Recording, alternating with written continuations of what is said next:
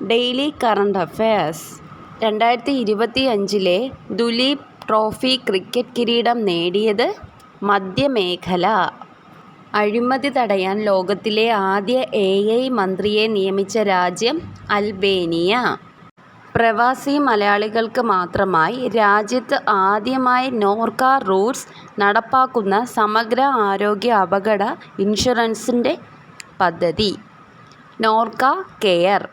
India ആദ്യമായി ആതിഥേയരാകുന്ന world തേക്ക് conference നടക്കുന്നത് കൊച്ചി. 2025 സെപ്റ്റംബറിൽ മഹാരാഷ്ട്ര ഗവർണർ ആയി സത്യപ്രതിജ്ഞ ചെയ്തത് ആചാര്യ ദേവവ്രത്. 2025 യുനെസ്കോ പൈതൃക കേന്ദ്രങ്ങളുടെ താൽക്കാലിക പട്ടികയിൽ ഉൾപ്പെട്ട കേരളത്തിൽ നിന്നുള്ള പൈതൃക മേഖല വർക്കല ക്ലിഫ്. സെപ്റ്റംബർ 16 ഏത് ദിനമായി ആചരിക്കുന്നു? ഓസോൺ ദിനം. 2025 ഓസോൺ ദിന പ്രമേയം from science to global action. Driving ലൈസൻസിനുള്ള ലേണേഴ്സ് ടെസ്റ്റിൻ്റെ ചോദ്യങ്ങളുടെ എണ്ണം 30. രാജ്യത്ത് ആദ്യമായി സ്ത്രീകൾക്ക് വേണ്ടി പ്രത്യേക വെൽനസ് ക്ലിനിക് ആരംഭിക്കുന്ന സംസ്ഥാനം കേരളം.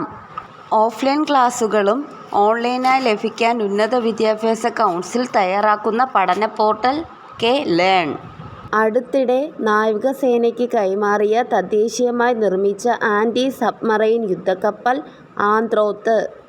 2025 സെപ്റ്റംബറിൽ അന്തരിച്ച പ്രശസ്ത ഭരതനാട്യം നർത്തകി ശാരദ ഹോഫ്മാൻ.